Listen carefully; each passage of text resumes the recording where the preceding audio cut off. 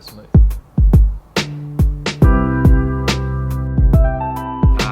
Last week, there's a Ford GT Mark IV.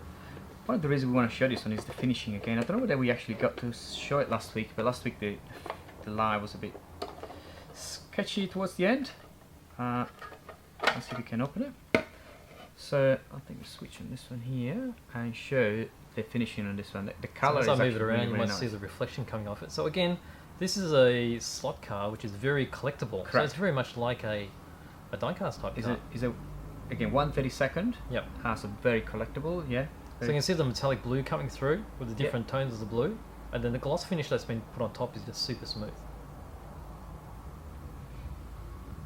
I mean, even with the GT stripes, you see how there's a pinstripe on the edge, they're really sharp. And then the lights themselves have got the clear covers on them.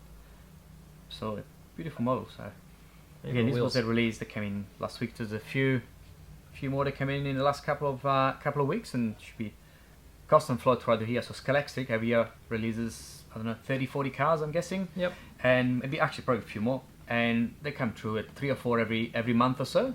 It's quite nice to have a fresh bunch of cars every now and then.